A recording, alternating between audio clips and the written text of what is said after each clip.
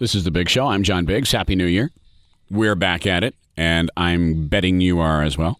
So as you're rounding out your 2013 business plan, your IT plan, there are cyber criminals resolving to implement even more sophisticated threats to target computer systems and organizations, both big and small.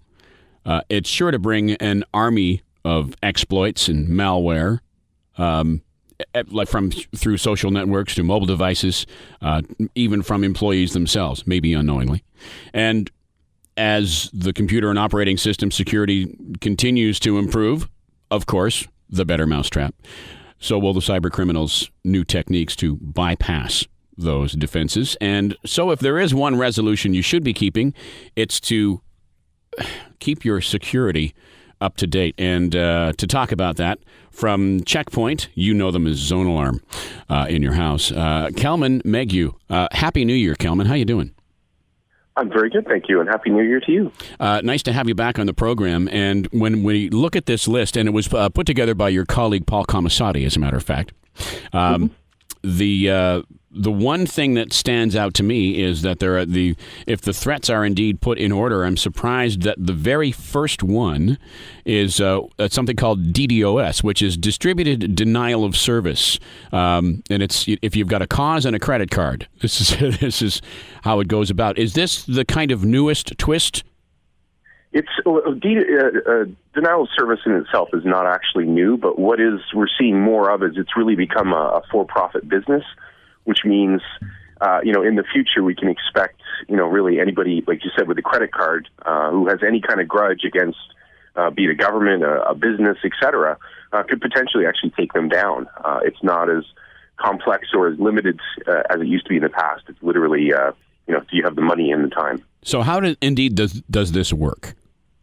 There's actually online, kind of gray and black market sites where people go on and they bid for rental time, basically, for these systems, and they just give them a target, and then boom, either botnets are used or even cloud services in a lot of cases. The reality is rather than hijack 100 computers, I could, take a credit card, spin up 100 virtual machines, and cause the same amount of damage. Wow. Okay, so one of the things that is mentioned here is using the old security through obscurity strategy. Yeah, trying to hide ourselves and thinking that'll protect us. Generally, that only lasts for a certain period of time before the people figure it out, and then it actually becomes more of a danger because now people that are potentially at risk are completely unaware of it because you've kept the issue so obscure. Right. So, what's the harm in prolonged outage when casting a wide net, protesting to raise awareness for a cause? I guess that depends on one's perspective, right? Yeah. Well, you know what? It is the new form of activism where, if the company is upsetting you, you don't necessarily have to picket their store and block customers from coming in. You could take down their online site and literally cost them millions potentially. Right. Okay. So that's Paul has listed here as threat number one. The second would be organizations that have a security policy limited to networks only, not yet being updated to include people and their devices, have become vulnerable because devices are another way, right? Yes, this is really an offshoot of in the last few years we've seen this development of scalable infrastructure with virtualization and technology so that people can spin up networks and services very quickly. The problem is our policies are still a lot of the time based on the old network concept instead of understanding dynamic devices. So we have this new infrastructure with an old policy, and essentially this is creating gaps because we haven't actually thought, wait a minute, this IP address is no longer relevant. This person is on these many different IPs. So you have to start thinking about the people, not just the network. Right. So who is the user? Who the user is specifically? What kind of device they're using? The applications that the user is allowed to access. That's huge. Yeah, absolutely. I mean, by understanding concepts as opposed to just what network they're sitting on and coming from, at that point, actually, the network becomes irrelevant. So whether you move to cloud services or you buy a new company or even just expand your existing infrastructure, your policy still works and still applies if you're thinking about the users, the devices, the applications, and the data. Is cloud more trouble than it's worth? It's funny. I get that question a lot, but the reality is we've always had cloud services. We've just now become more aware of them. They're now become more integrated. On the flip side of that, I mean, I think they're a reality we can't avoid because of the technologies we use and the expanding, data that we're using with them. We have to have cloud services in order to make these tools we have today, functional and useful. So it's not. I guess the point is, it's not that it's something we could say, I'm not going to do this. It's something we have to figure out how we can do it safely. Right, and because one of the things I guess that cloud services offers is there's a finite amount of room, right? Yep. And cloud services expand upon that. Oh, exactly. It makes the concept of storage almost irrelevant to the end user. I mean, there's still storage that has to go on, but for the user, their information is accessible from all the devices at all the time. It's updated in real time, which, from a service and usability functionality is a fantastic thing. The problem is who else can access that data? Right.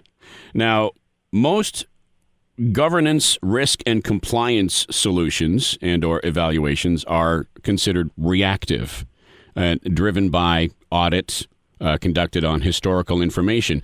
Now, this year, that's going to be integrated into real-time evaluation of traffic data and usage, and should be leveraged to greatly diminish the probability and severity of security incidents. But excluding GRC entirely or handling it the same old way and expecting a different result is, well, as Paul puts it here, the definition of insanity. It's true, actually. Unfortunately, we're at a kind of a point where, and don't get me wrong, governance risk has a huge value in terms of being able to evaluate and assess risks for your organization so you know where to focus your attention.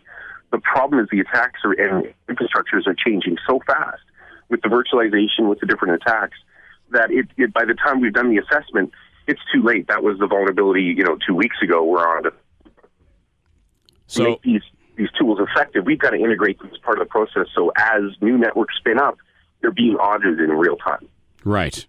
So a lot of what we have considered traditional solutions that use things like signature-based technologies are also not going to be suitable in detecting some of these types of attacks that are, crafted specifically for an organization.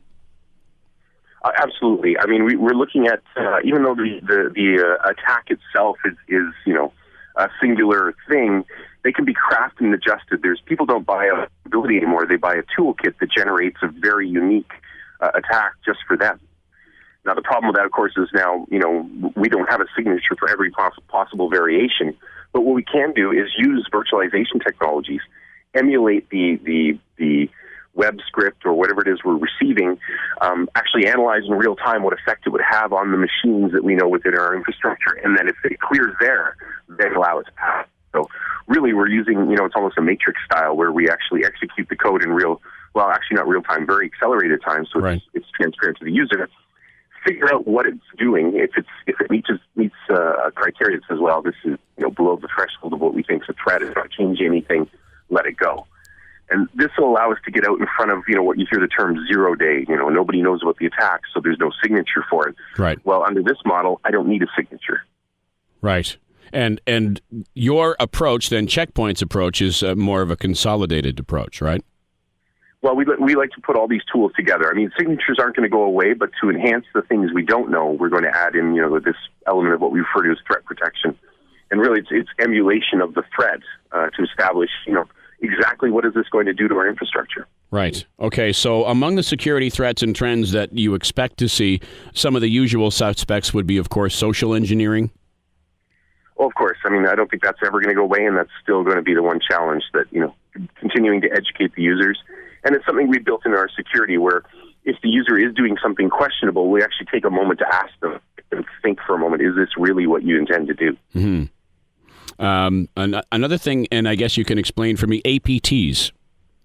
Advanced persistent threats. Well, it's a scary-sounding terminology for, essentially a targeted attack. And if you think about APTs, are traditionally, considered for somebody who has a lot of resources and that can target a high-end, system and just continually attack it, right? It's advanced and it's persistent. The idea really is, if you take enough time, eventually you'll find a hole and get your way through. Right. Regardless of what kind of firewall it comes up against, it just continues to look for the hole. Yeah, I rather than the term advanced persistent threat, I like the term eventual system fail or eventual human fail or a combination of, and that's what they're looking for. Right. And then, as I mentioned off the top, sometimes an unsuspecting employee, there's a lot of internal threat, right? Well, I mean, there's always that element. Of course, you give your employees a lot of access. You have to trust them in order for them to do their jobs. And there's always the chance that, they either knowing or unknowingly could access or do things they shouldn't be. Mm-hmm. Yeah, sure. If you're a disgruntled employee, you could certainly bring down a company from the inside. And we talked about cloud services. Tell me a little bit about HTML5. The new dynamic HTML content. I mean, our web browsers are doing so much more. I mean, they've almost become their own operating system. Mm-hmm. So that now we have these cross-platform attacks that are really embedded in the web browser itself. And this, of course, extends into all your devices, into your cell phones, your tablets, all these lovely new platforms that are coming. There's this HTML5 interface, which gives us really dynamic, rich content and really dynamic, rich ways to attack. And like you say, it's kind of, if it's built in, then it just spreads. Absolutely, and we're seeing coordinated attacks. For example, we with another group, we did some research and we discovered an attack. It was actually in Europe. It's called the Euro Grabber. It would hijack the PC and in the background try to transfer money. Now, to get around this, the banks in Europe would send a PIN code to your cell phone as kind of an extra verification that you really wanted to make this change. Well, if you also happen to synchronize your phone with your computer, mm-hmm. Not only was it actually doing the bank transaction, when the PIN code came in, the code was actually sitting on your phone as well, and it was actually stealing the PIN and making sure the authorization went through. Wow. So very well coordinated and, distributed across different platforms. Yeah, we saw that and everybody kind of took a step back and went, this is getting, really crazy now. Yeah, that's a little sophisticated, isn't it? Yes. And one of the things you mentioned earlier, botnets, a little bit on botnets. Botnets are really just, hijacked machines. Unfortunately, in a lot of cases, most people don't realize they're part of a botnet. But what that means is somebody has an entire network of computers that they don't technically own, but they can use the computing resources, the storage space. You can use them as part of a denial of service attack. Essentially, they become resources for rent to somebody we refer to as the bot herder. So, indeed, the bot herder. I like that. There'll be a movie named that pretty soon. The fact is, you can actually have a botnet and not know. Well, you could absolutely be part of one and not even realize it. Mm-hmm.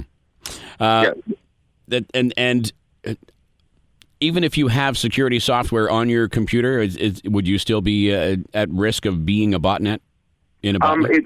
It's more likely. It's less likely, of course, and it depends, of course, on the security it's offering. But it is possible because, of course, they know about these security tools. So if there's a way they can get past the security to get on board, and a lot of times it's just tricking the user to say, oh, no, you really got to look at this PDF, or you really got to watch this video. Right. If the user has authorized it and it runs, a lot of them actually have found ways to hijack and pretend, and essentially they can use virtualization technologies. For example, they wrap the machine in its own virtual engine, and then the security software thinks it's talking to the computer, but it's talking to a virtual machine that's giving it all the right answers. Wow. Okay, so if you were to, for instance, get that, because you still have that free version of Zone Alarm on your website, yep. If you did download that now, would that be one of the things that it would look for? Definitely, yes. Well, and I should clarify, it tries to. Again, if the botnet has got to it before us, there's a chance that, of course, they know how to hide themselves. Mm-hmm. Okay. It is a bit of a cat and mouse game, but of course, even if you're a little late to the game, with some updates and some time, we usually do catch up if we do miss it in the first round. Kellman Meghu, cyber hacking and more will continue in 2013, and I'm sure you and I will have more conversations about it. Thank you so much for this, and have a great new year. Thank you. Thanks for having me on. Back with more Big Show after this from News Talk 1290 CJBK.